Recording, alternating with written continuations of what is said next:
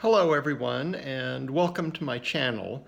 So I had thought for my next video that I might do a topic other than muscular dystrophy.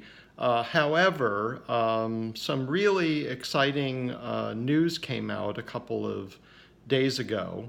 That was on Friday, October 4th. And what that was uh, some results of a clinical trial on gene therapy for limb girdle muscular dystrophy type 2E, which is caused by mutations in the beta sarcoglycan gene, were released by Sarepta, which is the company that developed the treatment and is sponsoring the trial. So what this data was, there had already been data released about showing the expression of the beta sarcoglycan protein from the patients that were in the trial that received the gene therapy, which, if everything works, will allow them to make the protein. But what was released a couple days ago was functional outcomes. In other words, since receiving the therapy, are they actually stronger? Are they able to do things that they weren't before? And in one word, the answer is yes. The results were actually very impressive. There were three patients. There was one 4-year-old boy and two 13-year-old girls. And each of them was tested by 5 different outcome measures. One was how fast could they walk 10 meters, how fast could they walk or run, whatever they were able to do, 100 meters, how fast could they get up from a seated position, how long did it take them to climb 4 stairs, and then there was kind of a multi-component series of tests on, which of a number of different functional tasks they were able to do, which resulted in a score between 0 and 54.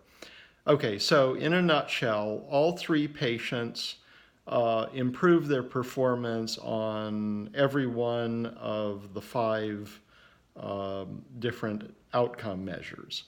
So they're 15 for 15.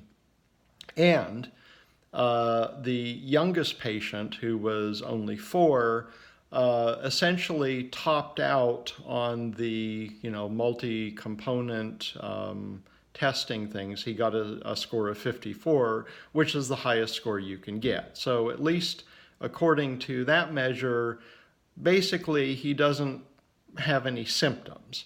Okay, now I was thinking, do I want to give a title to this video? Have we just seen the first person with limb girdle muscular dystrophy cured? I bet if I did that, it did get a lot of views. However, in thinking about it, I think it's a little bit irresponsible to call it a cure.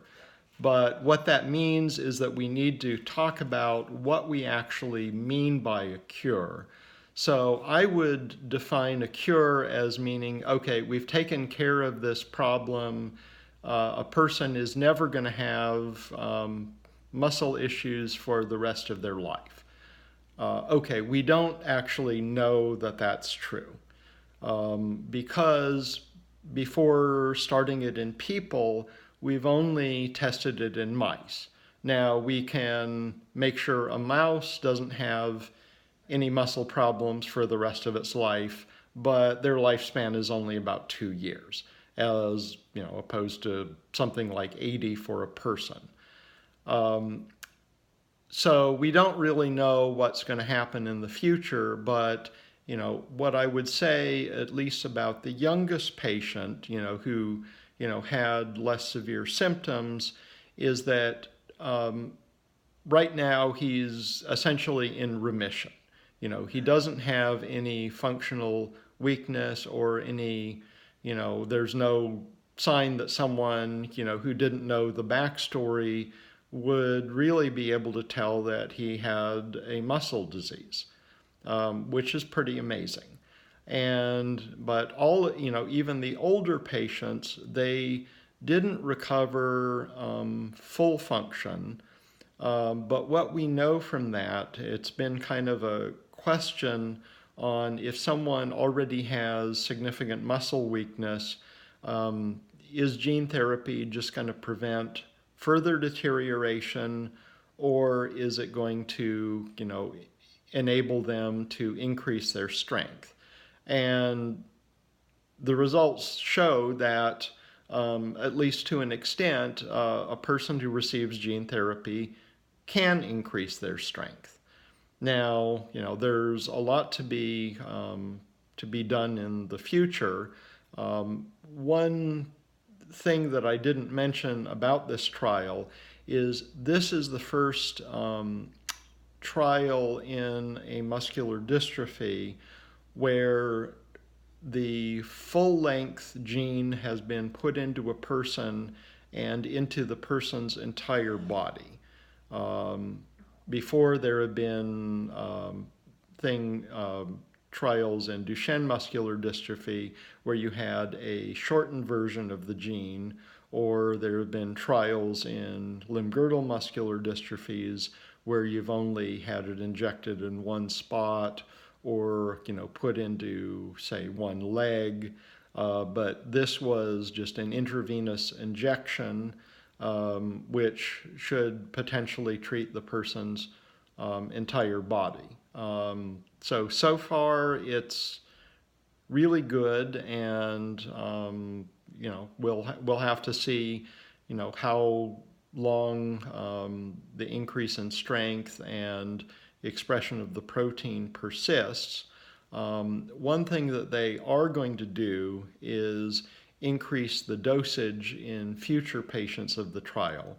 It turns out that the people are making a fair amount of the protein, but less than a healthy person would.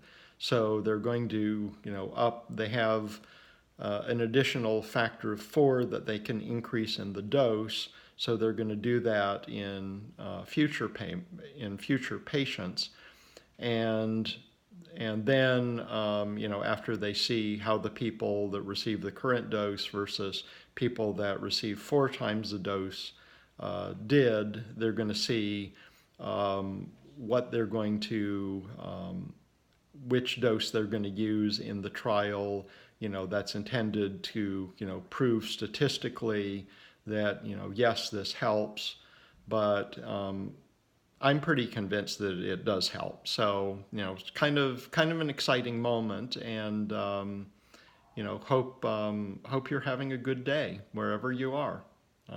Take care.